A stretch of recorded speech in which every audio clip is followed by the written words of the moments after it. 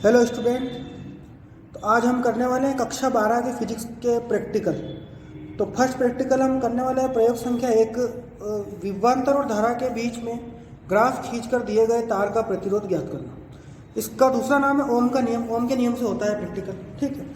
तो जैसा कि हम सब जानते हैं कि ओम का नियम क्या बोलता है कि ओम का नियम जो है वो बोलता है कि विभवांतर और धारा ओम के नियम के अनुसार विभवांतर धारा के क्या होता है, समानुपाती होता है। विभवांतर को अपन डिनोट करते हैं V से और धारा को डिनोट करते हैं I से, तो V प्रोपोर्शनल I। अब यहाँ पर V प्रोपोर्शनल का चिन्ह हटाएंगे तो एक नियतांक लग जाएगा जिसे हम R से डिनोट करते हैं और उसको बोलते हैं हम प्रतिरोध। तो R का मान निकालेंगे V/I। जो तार हमको दिया हुआ है यहाँ पर प्रैक्टिकल के अंदर, जो ये तार हमने लगा रखा है, अभी हम इसकी रीडिंग लेके देखेंगे। तो इस तार का प्रतिरोध है ये R, इसका मात्रक होता है ओम, ठीक है। उसके बाद R बराबर अपन इसको अल्पांश के रूप में लिख सकते हैं ΔV/ΔI। तो ये तो अपना हो गया उद्देश्य और ये हो गया अपना सिद्धांत। अपने बीच में उपकरण को रहने दिया है क्योंकि उपकरण का कोई परीक्षा में नंबर ही नहीं होता। अगर आप लिखना चाहते हो तो आप उपकरण जो भी अभी प्रैक्टिकल करेंगे उसमें उपकरण आएंगे वो आप लिख सकते हैं, ठीक है। उसके बाद हम देखते हैं चित्र, तो चित्र कैसे बनेगा और उसी से अपन उपकरण को सेट करेंगे, ठीक है। तो चित्र में सबसे पहले अपने एक सेल लगा रखा है जिसमें बड़ा वाला जो डंडा होता है वो प्लस का होता है और छोटा वाला माइनस का होता है। इससे कुंजी जुड़ी हुई होती है जिसको अपन K से डिनोट करते हैं। सेल के माइनस से हमेशा कुंजी जुड़ती है। ये अपना धारा नियंत्रक हो जाएगा RH। धारा नियंत्रक को अपन कनेक्ट करेंगे तार से, प्रतिरोध जिसका अपन को प्रतिरोध ज्ञात करना है, नाइक्रोम का बना हुआ होता है। और इससे अपन अमीटर को कनेक्ट करेंगे।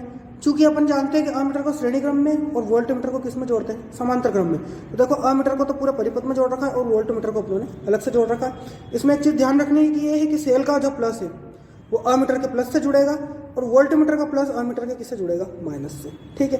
धारा हमेशा प्लस से माइनस की ओर जाती है, इलेक्ट्रॉन हमेशा माइनस से प्लस की ओर चलते हैं। इलेक्ट्रॉन माइनस से प्लस चलेंगे और धारा प्लस से माइनस, क्योंकि धारा जो होती है वो इलेक्ट्रॉन के विपरीत दिशा में चलती है, ठीक है। नीचे अपनों ने इन सब चीज़ों के डिनोटेशन दे दिए और नाम सहित दे दिया कि सेल और अमीटर और वोल्टमीटर, कुंजी, प्रतिरोध और किसके किसके डिनोटेशन है वो सब बता दिया, ठीक है। अब अपन एक बार नजर मार लेते हैं इंस्ट्रूमेंट पे कि उपकरण अपने क्या क्या है ओम के नियम में। तो ये उपकरण अपन देख पा रहे हैं कि ये तो अमीटर है, ये वोल्टमीटर है, ये धारा नियंत्रक है जिसको अपन आगे पीछे खसका के धारा को कंट्रोल कर सकते हैं। इससे अपने ने कुंजी जोड़ रखी है जो अभी निकली हुई प्लग, और इससे अपने ने बैटरी जोड़ रखी है। अब जिस प्रकार से अपन चित्र देखते हैं, चित्र में जैसे सेल का प्लस जो है वो अमीटर से जुड़ा हुआ है, ठीक है। तो उपकरण में भी देखो ये सेल का प्लस जो है वो अमीटर की पहचान कहाँ से होती है, जिसमें A लिखा हो, और वोल्टमीटर की पहचान कहाँ से होती है, जिसमें V लिखा हो, ठीक है। अमीटर धारा को मापने का काम करता है और वोल्टमीटर जो है वो विभवांतर को मापने का कार्य करता है, ठीक है। इसका मात्रक हो जाएगा एम्पियर क्योंकि इसमें धारा बहेगी, धारा का मात्रक एम्पियर। इसका मात्रक हो जाएगा वोल्ट क्योंकि इसमें विभवांतर ज्ञात करेंगे, ठीक है। एक गैल्वेनोमीटर भी होता है जो आगे प्रैक्टिकल करेंगे उसमें उसके बारे में अपन जानकारी हासिल करेंगे, ठीक है। तो इस परिपथ को अपनों ने बिल्कुल चित्र के हिसाब से जोड़ दिया है। सेल को अपनों ने अमीटर से जोड़ा, अमीटर का माइनस जो है वो वोल्टमीटर के देखो प्लस से जुड़ा हुआ है, ठीक है। यहाँ पे देखेंगे अपन अमीटर का जो माइनस है वो वोल्टमीटर के प्लस से जुड़ा हुआ है। फिर वोल्टमीटर का जो माइनस है वो धारा नियंत्रक से देखेंगे अपन चित्र के अंदर कि वोल्टमीटर का जो माइनस है वो धारा नियंत्रक के एक पॉइंट से, धारा नियंत्रक में प्लस माइनस कुछ नहीं होता, किसी से भी कौन सा भी पॉइंट जोड़ सकते हैं। और धारा नियंत्रक कुंजी से और कुंजी का सेल से माइनस से। तो ये देखिए धारा नियंत्रक जो है ये कुंजी से जुड़ा हुआ है, ठीक है। कुंजी में भी प्लस माइनस कुछ नहीं होता है, डायरेक्ट जोड़ सकते हैं। और कुंजी जो है वो सेल के माइनस टर्मिनल से अपनों ने जोड़ दिया। तो ये अपना परिपथ जो है वो कंप्लीट हो चुका, ठीक है। अब अपनों ने उद्देश्य और सिद्धांत अपन देख चुके हैं। अब अपन एक प्रेक्षण देख लेते हैं, अल्पतमांक निकालने इन दोनों मीटर के। तो इन अल्पतमांक के सूत्र याद होने चाहिए अपने को। सबसे पहले प्रतिरोध तार की लंबाई। तो तार की लंबाई जो है वो तो अपने नाप ली है, मैंने ली है लगभग 18 सेंटीमीटर। आप 20 लेते हो तो आप 20 सेंटीमीटर लिखेंगे, आप 22 लेते हो तो 22 सेंटीमीटर लिखेंगे। अमीटर का अल्पतमांक जो है लीस्ट काउंट LC, उसका सूत्र होता है परास बटा कुल खानों की संख्या। और वोल्टमीटर में भी सेम सूत्र होता है, परास बटा कुल खानों की संख्या। बस अपने को देखना ये है कि अमीटर में जो परास देखना है, परास कैसे देखते हैं कि ये 2 तक आ रहा है, ठीक है। जो लास्ट पॉइंट आ रहा है 2 तक, तो ये अमीटर है, अमीटर का परास हो गया अपना 2, ठीक है। तो परास और बटा कुल खानों की संख्या देखेंगे तो कुल खाने यहाँ से लेके 0.5 तक, इसमें कुल 10 खाने हैं। कितने हैं? 10। फिर 0.5 से लेके 1 तक इसमें भी 10 खाने, फिर 1 से इसमें भी 10 खाने और इसमें भी 10 खाने। तो 10, 20, 30 और 40 टोटल खानों की संख्या हो गई इसमें 40। तो अपन इसका अल्पतमांक कैसे निकालेंगे, परास बटा कुल खानों की संख्या। तो ये परास अपना 2 था और कुल खानों की संख्या 40। 2 से 40 को काटेंगे तो 1/20 और 1 20 का 1 में भाग देंगे तो अपने पास आ जाएगा 0.5 एम्पियर लिखेंगे क्योंकि अमीटर का था इसलिए। इसी प्रकार से अपन वोल्टमीटर में चलते हैं तो सूत्र तो यही लगेगा, सिर्फ इसमें परास, तरीका वही रहेगा। परास इसकी 3 है तो परास 3 हो गई, कुल खानों की संख्या वही 0 से 0.5 के बीच में 10 खाने, फिर यहाँ से 10, 20, फिर 30, 40, 50 और 60, तो इसमें कुल खाने हो गए आपके 60। अगर 4 परास वाला होता तो 80 खाने हो जाते, ठीक है। तो इसमें परास था अपने पास 3 और कुल खानों की संख्या 60, तो 3/60 मतलब 1/20। इसको भी अपन भाग देंगे तो 0.05 और वोल्ट लिखेंगे क्योंकि वोल्टमीटर का था, ठीक है। तो ये अपना उपकरण बता दिया, चित्र बता दिया आपको, सिद्धांत बता दिया। अब अपन चलते हैं प्रेक्षण सारणी की।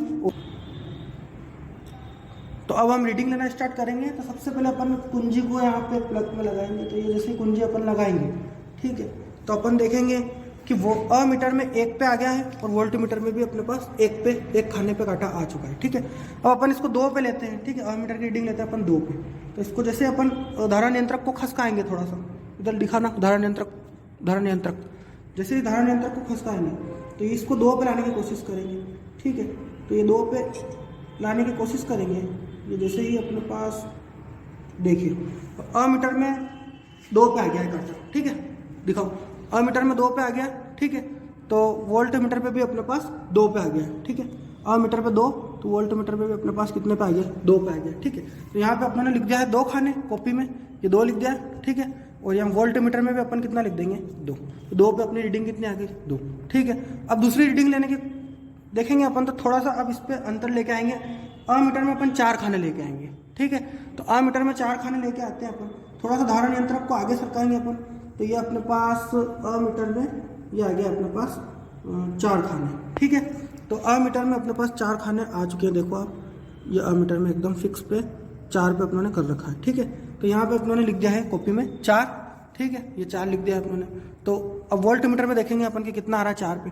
तो वोल्टमीटर में भी 4 पे कितना आ रहा है, 4 आ रहा है फिक्स, ठीक है। तो अपन वोल्टमीटर में लिख देते हैं यहाँ पे 4, ठीक है।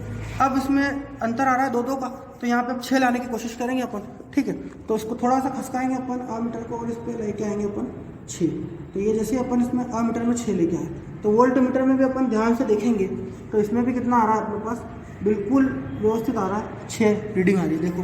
तो ये वोल्टमीटर में अपने ने लिखा है 6 कॉपी में, इधर रीडिंग में। तो वोल्टमीटर में जैसे अपन लिखेंगे 6, तो अमीटर में सॉरी, तो वोल्टमीटर में भी कितना आ जाएगा, 6। अब उसके बाद यहाँ पे लाने की कोशिश करेंगे अपन 8, तो वो अमीटर में 8 लेके आते हैं पहले अपन। तो ये अपने पास आ गया है 8, फिक्स 8 आ गया है, ठीक है। तो वोल्टमीटर में भी अपन कितना लेके आएंगे, 8 लेके आएंगे, ठीक है। तो ये अपने पास आ चुका है 8, देखो वोल्टमीटर में आप दिखाओ, ये फिक्स 8 आ चुका है, 0.5 से 2 खाने कम आ रहे हैं, ठीक है। तो यहाँ पे 8 लिखेंगे, तो यहाँ पे भी कितना लिखेंगे, कॉपी में 8 लिखेंगे, ठीक है। और इसी प्रकार से जब अपन इसको 10 करेंगे, ठीक है, तो इसको भी क्या कर देंगे, 10 पे आ जाएगा काटा, और इसको 12 करेंगे तो इसको भी क्या पे कर देंगे, 12 पे, क्योंकि ग्राफ सतत चलेगा, तो जितना इस पे बढ़ाएंगे उतना ही इस पे बढ़ेगा, ठीक है ना। तो अब इसको अपन कुंजी को निकाल देते हैं, ठीक है, ये इसको कुंजी को निकाल देते हैं, अपनी रीडिंग खत्म हो चुकी है, ठीक है। अब इसके बाद अपन क्या करेंगे कि इसकी रीडिंग लेंगे। तो जैसे गणना में आते हैं, तो गणना में क्या करेंगे कि प्रेक्षित भागों की संख्या N1 इंटू अल्पतमांक, जो यहाँ पे लिखा हुआ है। तो प्रेक्षित भागों की संख्या फर्स्ट रीडिंग में थी 2, तो 2 इंटू अल्पतमांक कितना था, 0.05, जो अपने प्रेक्षण में निकाला था। तो इसका गुणा करेंगे तो आ जाएगा अपने पास 0.10, और अमीटर है तो यहाँ पे क्या लगाएंगे, एम्पियर। जैसे दूसरी रीडिंग में यहाँ पे 4 था, तो यहाँ पे 4 लिखेंगे, 4 इंटू 0.05, तो ये लिख देंगे अपन 0.20 एम्पियर। इसी प्रकार से इसको 6 था तीसरी रीडिंग में, 6 इंटू 0.05, तो ये हो जाएगा अपना 0.30 एम्पियर। चौथे में अपना 8 था, तो 8 इंटू 0.05, तो ये हो जाएगा 0.40 एम्पियर। और इस 5वीं रीडिंग में हो जाएगा अपना 10 इंटू 0.05, तो हो जाएगा अपना 0.50 एम्पियर। और 6ठी रीडिंग में हो जाएगा अपना 12, तो 12 इंटू 0.05, तो हो जाएगा अपना 0.60 एम्पियर। तो यहाँ पे अपन डायरेक्ट मान, इसको अमीटर के लिए रीडिंग है तो डायरेक्ट अपन लिख देंगे 0.10, 0.20, 0.30, 0.40, 0.50 और 0.60।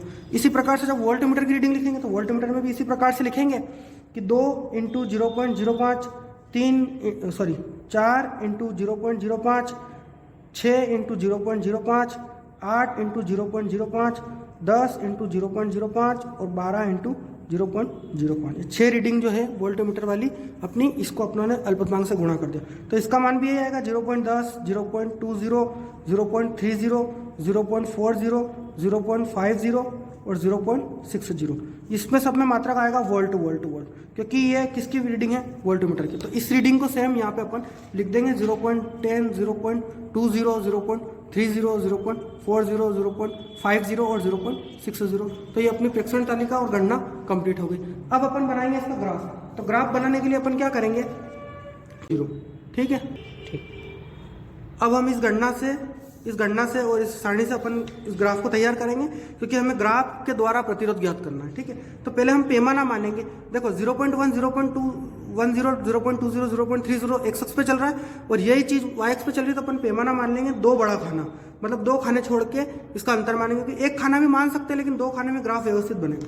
तो अपन यहाँ पे लिख देते हैं 2 बड़ा खाना बराबर 0.10, ठीक है। और यहाँ पे लिखेंगे एम्पियर, क्योंकि एक अक्ष में अपने धारा चल रही है, ठीक है ना। उसके बाद इसी प्रकार से वाई अक्ष में 2 बड़ा खाना बराबर 0.10 वोल्ट, क्योंकि यहाँ पे विभवांतर चल रहा है, ठीक है। अब इससे रीडिंग लेंगे अपन, तो रीडिंग से अपन ग्राफ बनाएंगे। एक अक्ष में 0.10, एक अक्ष में इसमें पहले ये लिख देते हैं अपन 0.10, 0.20, 0.30, 0.40, 0.50, 0.60। और यहाँ पे भी 0.10, 0.20, 0.30, 0.40, 0.50 और 0.60। तो देखिए 0.10 पे 0.10 मतलब ये पॉइंट अपने पास यहाँ जाके मिलेगा, ठीक है। उसके बाद ऐसे ही 0.20 पे 0.20, तो 0.20 एक्स अक्ष और ये वाई अक्ष यहाँ पे जाके मिलेगा। इसी प्रकार से 0.30 पे ये पॉइंट मिलेगा, 0.40 पे ये मिलेगा, 0.50 पे ये वाला मिलेगा और 0.60 पे अपने को मिलेगा ये वाला पॉइंट, ठीक है। और इस सब पॉइंट को अपन मिलाएंगे तो अपने को एक सीधी रेखा प्राप्त होगी। स्केल की सहायता से अपन को इन पॉइंट को मिलाना है, ठीक है। तो अपने को एक सीधी रेखा प्राप्त होगी और ये बिल्कुल मूल बिंदु से टच होगी। ये अपने को एक सीधी रेखा प्राप्त हो जाती है, ठीक है। तो ये अपना ग्राफ तैयार हो गया। अब इस ग्राफ में गणना करनी है अपने को, ठीक है। तो गणना करने के लिए अपन क्या करते हैं कि सबसे पहले तो गणना के अंदर प्रतिरोध लिखते हैं अपन R, और R बराबर अपनों ने सिद्धांत में लिखा था del V upon del I, ये सूत्र अपनों ने लिखा था, ठीक है। अब R बराबर del V upon del I लिख रहे हैं, तो यहाँ पे 2 पॉइंट कौन से भी ले लेते हैं, जैसे अपन ये 0.20 और 0.40 लेते हैं, ठीक है। तो यहाँ पे भी 0.20 पे ये पॉइंट मिल रहा है अपने पास 0.20 पर, और 40 पे ये वाला पॉइंट मिल रहा है, ठीक है। तो यहाँ पे अपन ध्यान से देखें तो एक त्रिभुज बनेगा यहाँ पे और एक ढाल का निर्माण करेगा, ठीक है। ये अपने पास एक त्रिभुज बनेगा और ये एक ढाल का निर्माण करेगा, ठीक है। यहाँ पे कोण बन जाएगा अपने पास 90 डिग्री, क्योंकि ये दोनों रेखाएं का मान बराबर है। कैसे बराबर है, देखो इसको मान दे देते हैं अपन A, B और ये C मान दे देते हैं, ठीक है। अब सबसे पहले अपन देखेंगे कि अपनों ने सूत्र लिखा है del V upon del I। तो डेल V का मान देखते हैं। डेल V का मतलब ये वाई अक्ष वाला, तो डेल V का मान ये हो गया BC, तो यहाँ पे लिख देते हैं अपन BC बटा डेल I मतलब एक अक्ष पे है, ठीक है। और एक अक्ष पे ये अल्पांश लिया अपनों ने, तो ये हो गया AB, तो ये हो गया अपने पास BC बटा AB, ठीक है।